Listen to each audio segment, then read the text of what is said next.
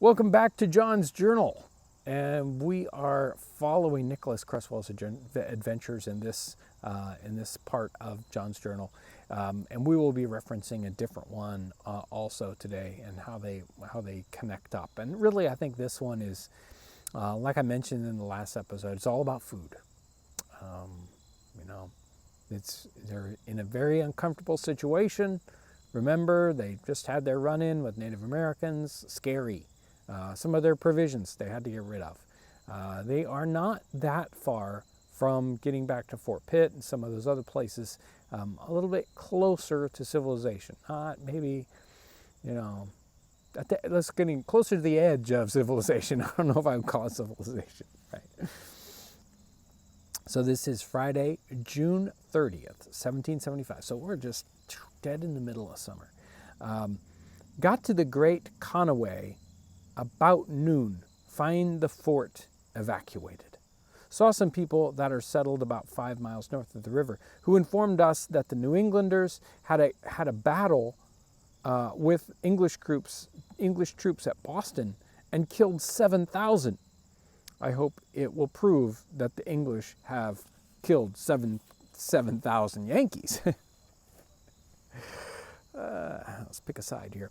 Saturday, July 1st. This morning, John Clifton left us. He intends to go home by land. He's behaved very well. Our provisions almost done. All our hooks and lines are broken. All our feet so tender by standing continually wet that it is impossible for us to hunt.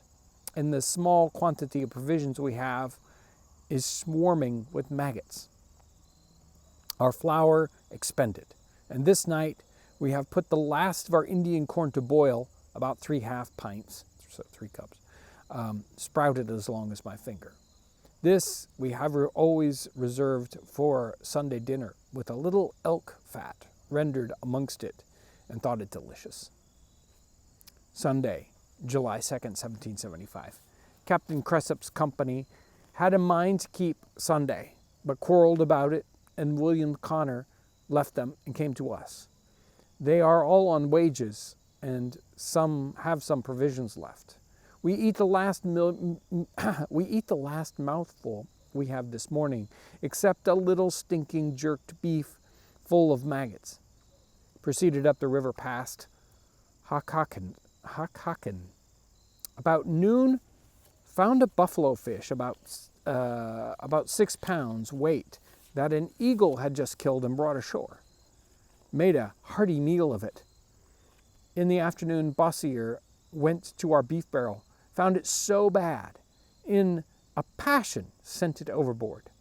Now we have not a morsel to eat. Slept on a rock without fire. Monday, July 3rd.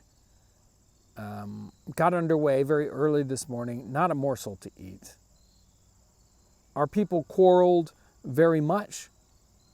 They behaved with me to great respect. So they're still getting along with him at least. July 4th, this is Tuesday. Got to the mouth of the Little Conaway about noon, when I found myself very sick at the stomach for want of meat. Went ashore and got a little ginseng root, chewed it, which refreshed me exceedingly. In the evening, got to one Dr. Biscoe's plantation about a mile from the river. It was night when we got there and found the house deserted, no corn, fowl, or meat of any kind. We all went into the garden, dark as it was, to get cucumbers or anything we could find that we could eat. Found a potato bed, and I ate about a dozen of them raw, and thought them the most delicious food I'd ever ate in my life. Heavy and constant rain all day. Made a fire in the house, dried ourselves, went to sleep, very much fatigued. Wednesday, July 5th.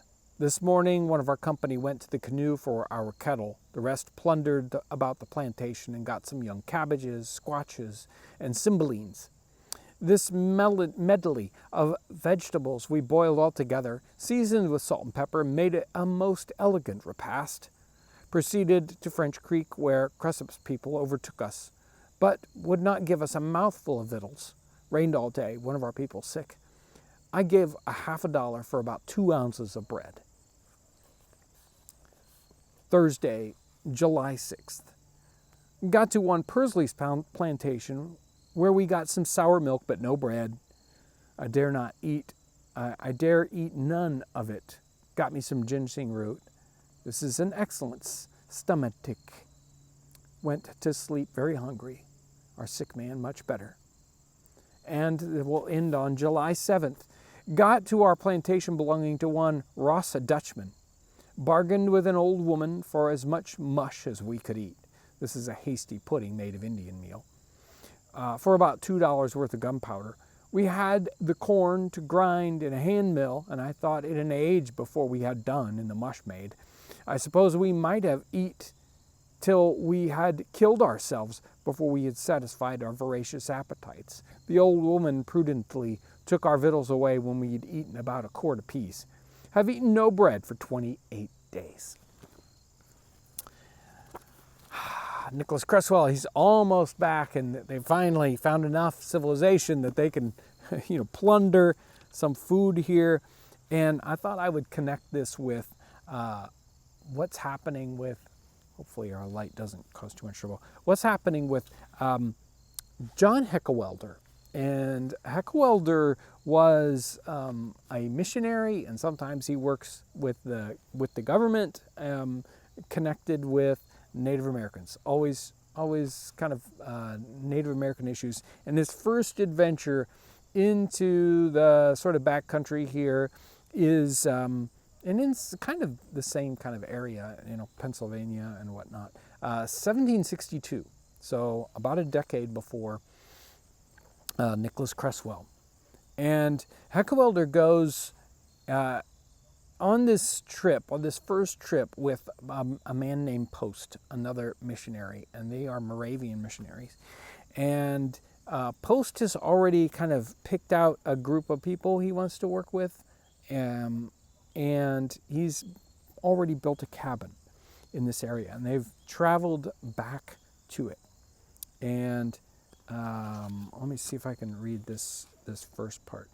The cabin which Post built the year before, about a mile and a half above the Indian town of Tuscarawas, was just above the present Bolivar, and stood on a high bank on the east side of the Muskingum, about 4 rods from the stream. And then it's about, it says, farther south was situated the Indian town called Tuscarawas, consisting of about 40 wigwams, and a mile still further down the stream, a few families had settled. So here's the problem. He immediately, when they got there, he kind of set out posts, and this is all treed, it's just a forest. He sets out posts and markers, and he starts to clear the land so he can have a field so they can grow enough corn to survive. The Native Americans are they were concerned while he was gone, and they're very concerned when he comes back and he does this, that he's going to basically set up a plantation here, and that there's going to be a fort built, and they'll get kicked off this piece of ground. And so they say, hey, what are you doing? Why are you doing that? We don't want you to do that. Here's our concerns. And he tries to tell them, well, I don't want to burden you with helping to support me, because, there's not a lot of excess in, they don't have a lot of extra food. Native Americans are many times in, food straits toward the end of the spring anyway. Post has his cabin, but he starts to clear ground for a field big enough that they can grow corn and survive on. The Native Americans are very, very concerned that this will become a plantation and there'll be a fort and he'll be kicked off his land. And so they say, no, we want you to have a field only as big as the one at Detroit that the priest has up there. And unfortunately, the priest just has a garden plot just for flowers and everything. He doesn't survive off of that. He gets his provisions from the fort there. And so they are stuck. They don't have a good way to get food here. Their plot is only, I think, 40 feet by 40 feet, and there's no way that two of them are going to survive on it. So let me read to you their problem with food. We perceived at once the insurmountable difficulties in our situation. As mentioned above, there was no flour to be procured at Fort Pitt, neither was Indian corn to be had, as a famine prevailed at the time among the Indians. And every grain of maize was saved for planting. Potatoes were also very scarce.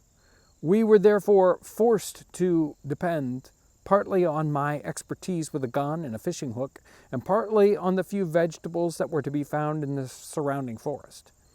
There were wild ducks in abundance, but the river being in some places too deep to ford, we having no canoe, I often had to wait very long until they flew so near the bank that I could reach them when shot.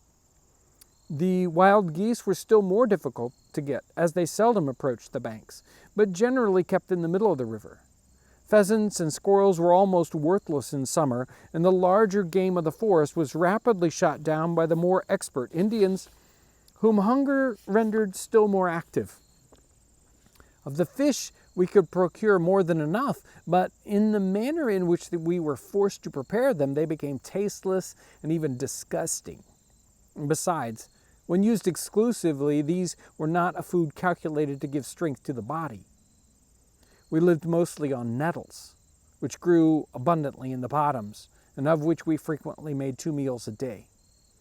We also made use of some other vegetables and greens. Besides, we had brought along some tea and chocolate, which we drank as well as we could without milk or sugar.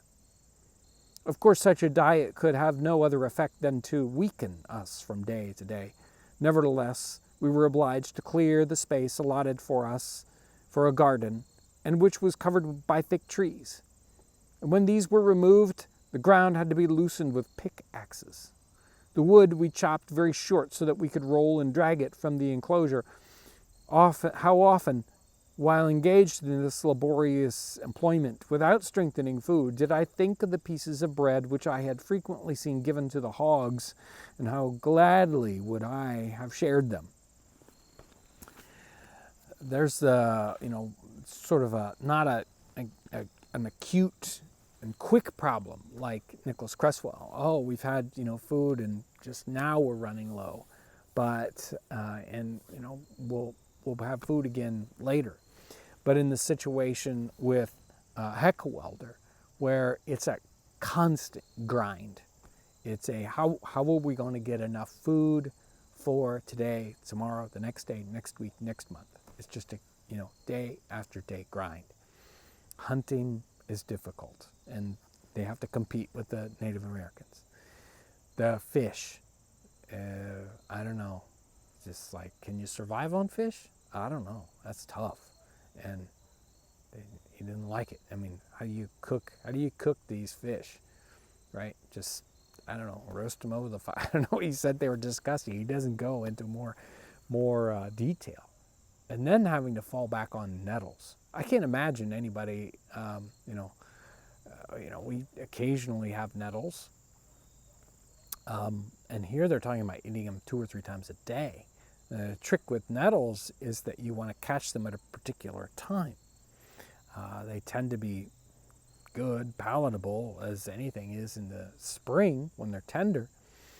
But later on, when they get stalky and thick, or when they start to flower, then they don't taste good at all. Maybe though, if you keep cutting them, you'll get new sprouts to grow, and you keep harvesting those. So it's like cut them and watch it resprout again, cut them again, and not continue to go on to outdated nettles here. But can you imagine? It's like, well, that's what we survived on, stinging nettles. And you can't eat them green. You have to boil them up, and so you get this kind of, I don't know, like a boiled spinach. They are the neat, interesting thing here is that they are strengthening. They are good for you. So an amazing food source to have to fall back on. No, not enough wild duck. No, I'm not going to eat fish. I'm going to survive on nettles. Amazing stories when we dig into these journals. Amazing stories. I'm always dumbfounded in some ways and think, really? This is how they lived? Really? Yeah. This is the difficult life. You know, I think we like to complain today about a lot of different things. Oh, my life is so difficult, you know. Oh, you know, hamburgers are more expensive at McDonald's. Wow. No, there's no McDonald's. Come over here and eat another bowl full of boiled stinging nettles. Mm-mm-mm. Thank you so much for the kind of support that you give us. I couldn't do it any other way, and I'm amazingly privileged to be in this situation. So, thank you so much. You're part of that. You're part of how we do what we do. I hope you have an incredibly wonderful day. Hopefully, you won't have to subsist on nothing but boiled stinging nettles. Thanks for watching.